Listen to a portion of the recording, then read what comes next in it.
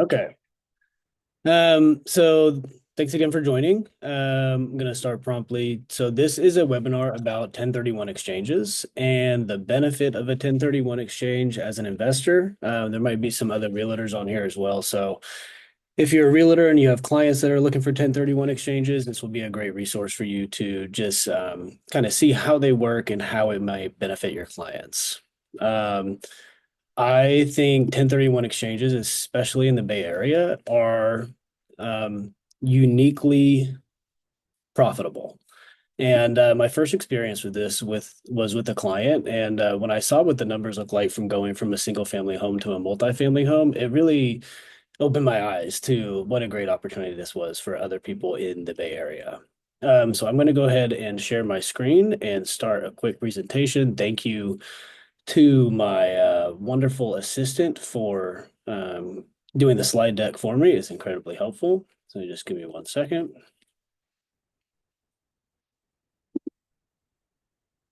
And let's go. Sorry, 1 second. There we go. Okay. So as I said, this is about multiplying your cash flow. Whether you're an investor or a realtor, this is a great way to step your cash flow up 2 to 3 times and sometimes 4 times, as you'll see with some of the examples that I provide. This is really about going from single family to multifamily properties, especially in the Bay Area. Single family homes and multifamily properties are priced very similarly. And so, if you have a single family home as an investment from purely a rental perspective, I really think that a multifamily property would perform better for sometimes no additional money and sometimes a very small amount of additional investment. So the goal of this is just to kind of educate you on that process, give you a few examples of what we've done for clients, and then how our company and myself at C2 Realty and CNC Property Management are uniquely positioned to help clients throughout this process. Um, Most of you know me because you saw an invitation from me, or I posted this on Instagram, but I'm Sawyer Stanley. I work with C2 Realty and CNC Property Management, and there is all my contact information right there. Okay, so what is a 1031 exchange? How does it work and what are the benefits? So a 1031 exchange is essentially a tax deferment. So it allows you to sell a property and without paying taxes on the proceeds, take that money and put it into a new investment property. This allows you to grow your investment portfolio at a higher rate because you're not paying capital gains tax on the profits of that initial sale. So some of the benefits of that is the tax deferral, so you have more buying power. It allows you to grow your portfolio significantly, allows you to diversify your investments, consolidate properties, or expansion. So if you have multiple single family homes and you want to get into one multifamily property, that's possible. And some people will sell a multifamily to get into single families, but that's kind of not what we're talking about today. You have flexibility with timing and estate planning benefits. So those are just some of the benefits. There's quite a few, but those are the ones we're kind of going to get into today. So how does a 1031 exchange work? So essentially you have an investment property that you've rented out for at least 2 years. That's one of the criteria. It needs to be rented for a certain length of time. We would sell that property, and then you have 45 days to identify a replacement property. Typically, you would identify 3 properties in that 45 days, where those are targeted as, we're going to dig deeper into these and make sure that they pencil out and then select one of these properties to move forward with and purchase. You have 180 days from the close of the sale of your investment property to purchase your next property, and that means closing escrow. If you don't have if you don't fit those qualifications, then you will be disqualified from a 1031 exchange, and then you have to pay those taxes that you're trying to defer.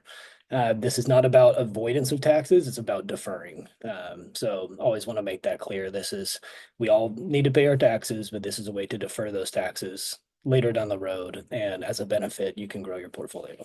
You use a qualified intermediary. So we have some people that we work with, but some people, the escrow team could provide somebody where basically they hold the funds and help facilitate that 1031 exchange.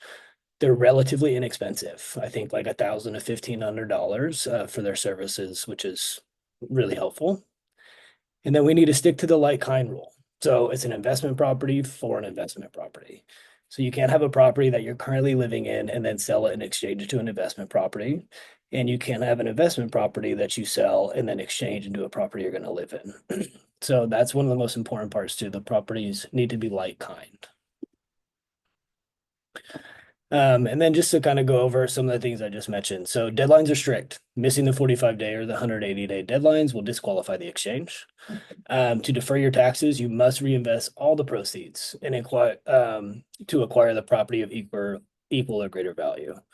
So if you like, let's say you sell a property for $1.5 million. When you buy another property, you need to reinvest that 1.5 million in profits. If you don't, and it's okay if you don't, so some people maybe you have different personal reasons that you want to pocket like 200,000 of that money. So you reinvest 1.3 million. That 200,000 is called boot. So the delta of difference between what you invest and what your profits were on the sale is called your boot, and you will need to pay taxes on that amount. So it's totally fine not to reinvest the entire amount, but to defer all the taxes, you'll need to reinvest that entire amount. And some people will invest additional funds as well.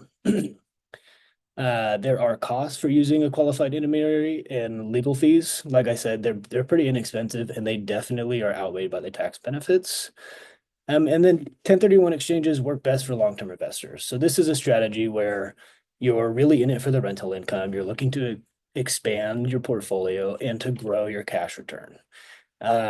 It's a way to go from making maybe $36,000 a year to making 100 grand plus without putting that much additional money. And we'll show you in some examples on the next couple slides. Is a 1031 exchange right for you? So this kind of goes over like why it would be right for you. So if you have a property that you want to sell and you want to avoid paying the taxes up front, 1031 is a great thing to explore. It's a strategy that can help you build wealth faster and achieve your financial goals more efficiently. And then there's also a reverse 1031 exchange. So this would be something that you would use, like let's say you want to sell your investment property, but you have a tenant in place. And so you're not able to sell the property right away. You need to vacate that tenant, but you have a property that you want to buy that's like the perfect property for you. You can buy that property and then you can sell your property later. It has to be within that 180 days and it would still qualify for an exchange. It's just called a reverse 1031 exchange. So that's an option as well, though a little less common because you have the same deadline, but it's a little more challenging when you're trying to sell a property within a certain time frame. Benefits of the reverse 1031 exchange. So it secures a great replacement property. So typically you would do this if you found like the perfect property. It's having a great like annual revenue and it's just something you can't pass up on. You have the same flexibility with timing and tax deferral and then portfolio optimization. As I mentioned, it is a little more complex. If you buy a property and then you have 180 days to sell your property, I think selling a property with a specific timeline on it can sometimes force you into bad decisions if the market's not right. If you list your property and then you absolutely have to close within a certain length of time, then maybe it'll have you reducing your price more than you should or something like that. So there's some things just to pay attention to. And then the other thing is that you need to have the cash to buy the first property. So if you're buying the property first, you need to have the money up front to do that. And then you still benefit from the exchange, but you just have to have the cash to do so. So the standard 1031 is beneficial if you want to use the actual like equity that you built in the first property to propel you into another investment. Just to elaborate a little more, so when to consider a reverse 1031 exchange is when you found a replacement property that you want to buy right away, but your current property isn't ready to sell. Market conditions for selling your current property are not ideal, and you want to avoid a rush sale. So, good example is you find a really great property in November that you like to purchase, but listing a property for November is not ideal. The market slows down a lot November, December, January, so you could buy that property in November and then you can relist the property you want to sell maybe closer to February or March and take advantage of when the market's getting a little better. And then you're confident that your property will sell within that 180-day window. So that's another thing just to pay attention to.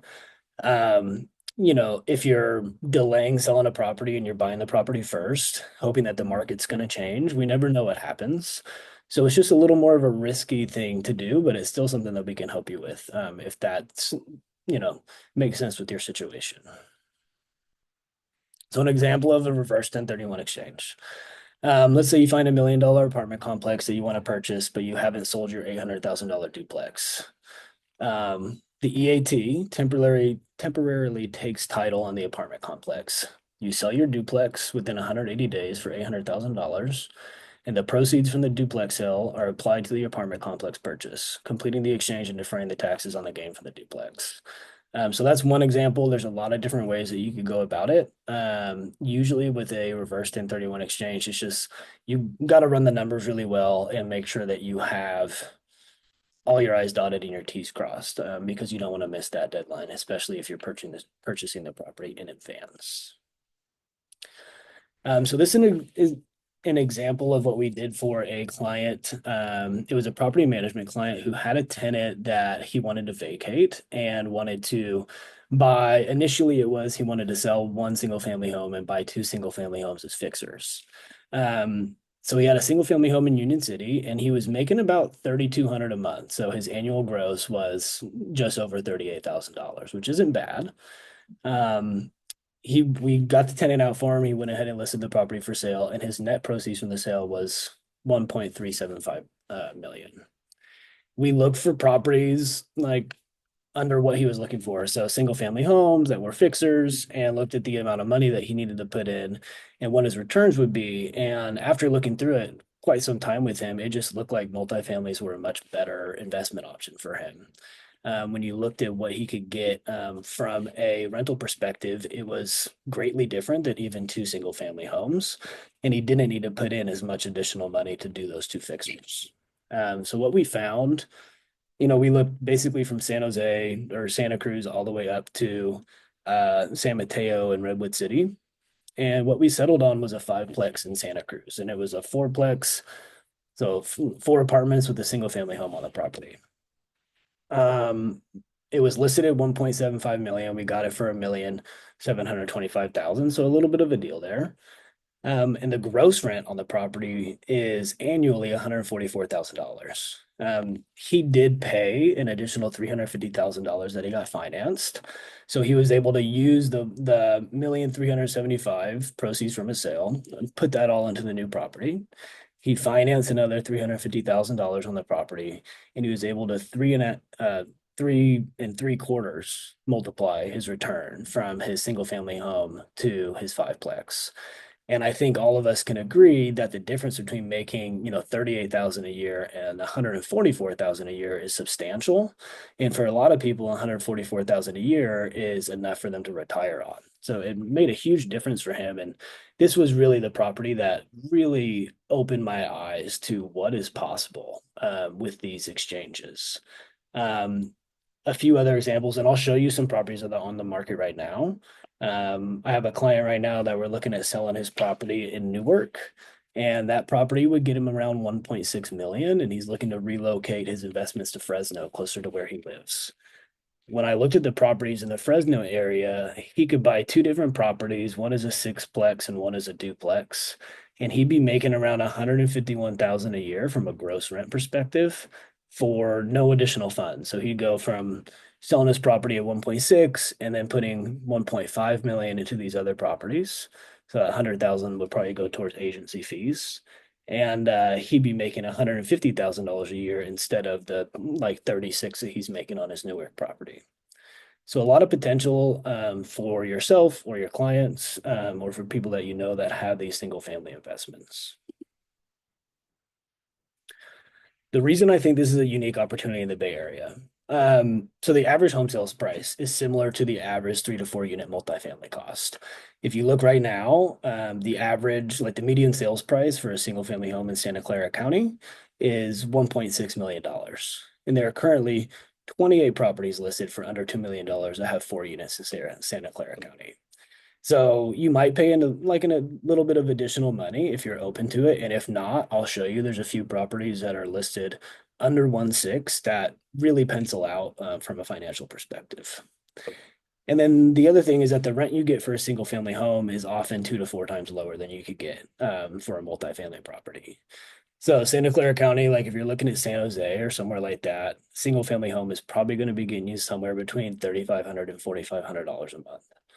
And that's great. It gets you close to like 40,000 or close to 50,000 per year in annual revenue. Gross, not net. But if you could be getting 2 to 3 times that amount for no additional investment, to me that's kind of a no-brainer. And then what we do at CNC Property Management and C2 Realty, our experience in property management leads to us understanding the rental market, the pros and cons of certain areas, and various rental laws that will affect your investment. We align our incentives with investor clients so we grow together and it's a symbiotic relationship. So the more that you grow of your investments, the more that we grow. And we really, our goal is to help you grow and create generational wealth for yourself and your family as we are trying to do the same for us. We also offer incentives to investors who work with us, such as 6 months free property management when you buy your investment property with one of our agents. So in that previous example, the person who bought the fiveplex in Santa Cruz, we managed that property for him. And instead of, 6% management for the year, he had 6 months of 0% management and then 6 months of 7% or 6%. So we try to have incentives for you to grow and get properties through us. So that's the end of the slide deck. I will send that over to all of you via email that are on here, and I will send that out. And then let me go ahead and show you a couple properties that I was looking at earlier today. So this is a property in San Jose, 468 South 6th Street. And this is listed at 1,692,000. Came on the market February 20th. And if you look down here, this is a really unique property. San Jose has some of these old Victorian homes where like this property has 10 one-bed units and then 2 units that are 3 beds, 1 baths. Currently, the annual gross income on this property is $156,000. So pretty substantial. And if you look at, what I was saying, the Santa Clara, the average single family home price at Santa Clara at 1.6 million, you're looking at spending an extra $92,000 to make 156,000 a year with a current net income of over $100,000 per year. And then one thing that stands out to me about this property, when you look at the property expenses, so this one has $19,000 in utilities. So what they're doing right now is that the owner of the property is currently paying all the utilities. One thing that we do a lot at CNC Property Management with these multifamily properties is we can basically put these utilities to the tenants using a calculation called RUBS, where it calculates, each tenant's square footage and number of occupants in the building so that we can divide the utilities fairly and the tenants then take on those utility prices. So right now, when you look at this property, it could be making closer to $120,000 a year instead of that 102. And that's something that we can help facilitate on properties such as this. So that's one example of a property. This right here is the list. So these are fourplexes currently listed in Santa Clara County. So if we go down right here to $2 million, look our way down, we're looking at Sunnyvale, Campbell, Santa Clara, San Jose, Gilroy. I would maybe not look at Gilroy myself, but everybody's different. But let's look at this first one here. 3249 Rockport Ave, listed at $2 million. It has 4 units, 1 unit at 3 bed, 2 baths, and then 3 units at 2 and 1. Current gross on this property is 120,000 and current net on the property is $93,000. They're paying, it looks like they're probably just paying for a gardener here because it's only $1,800 in utilities, which I think makes a lot of sense. So this is another great opportunity at $2 million. And then we'll go ahead and go down. I'll go down to the 1.5s because I know that's something that might interest some people. So let's go to 737 Forestdale Avenue. So this is the fourplex in San Jose with steady cash flow. Let's see here. 4 units, all 800 square feet, 2 beds, 1 bath. Every unit's making $2,300 a month. Annual gross income is $107,088, and the net is $75,000. This is another property. I mean, they're paying 5 grand in utilities. That's not that high. A lot of these properties will cover like garbage and gardening services, and sometimes that can equate to around $5,000 a year. But that's a great option right there. And this property right here is 1,550,000. Really good option there. Let's go all the way down. When you see these properties that are like 1.375, there might be something wrong with them. But let's take a look. So this is a fourplex, 4 units, three or two and ones, one and one and one. This one is making 89,000. Net income's around 42,000. But if you look here, they've got around $7,000 in trash, so that's something you can charge to the tenants. There's a few things here. It's already getting managed. I'm not sure what other would consist of. But that's something that maybe that one's not quite as good, but for 1.3, it's not horrible, and you could do better as far as some of those expenses go. 520 to 522 Madeira. Let's see, long-term tenants on month-to-month leases. One unit is a 3 bed. This kind of looks a little bit like that property in Santa Cruz where it's like a house with multiple units behind it. So you've got a 3 bed, 2 bath, two one and ones, and one two and one. Annual gross right now is $100,000 and net income is $70,000. So you just look, I mean, there's quite a few properties on the market right now, and some of these have been on for 25 days. Let's look at this one. It's been on for 86 days. So this one is a Cambrian area, which is a great area. It's had a price reduction, which is great. So, well, $10,000 price reduction, which isn't much. Um,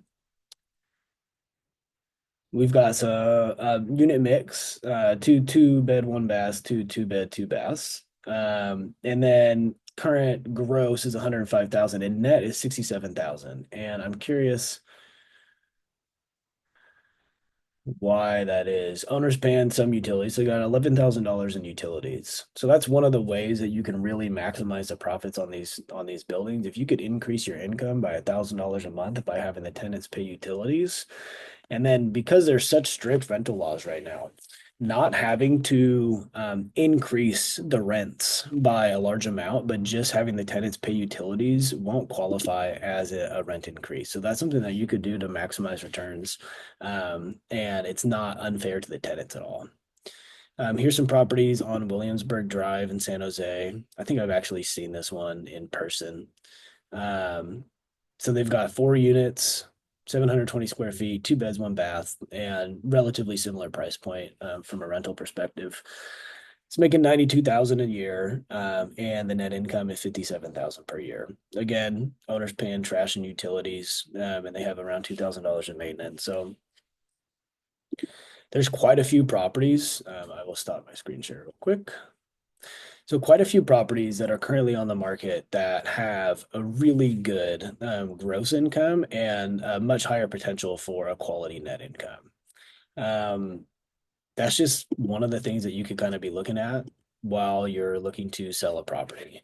One other thing that we do a lot of times with owners that have a property for rent, we know it's challenging to get a rent that is enough to cover a mortgage, especially if you've got a property within the last couple of years. And so one thing that we do sometimes is we rent a property, list it for rent and sell at the same time. And the benefit of that is you let the market determine if renting or selling is the right choice. So you pick the number that you want to rent it at and you pick the number you want to sell it at. And then we list it for both and then let the market decide, which one is more feasible. And then you have the ability to decide if you want to sell or if you want to rent.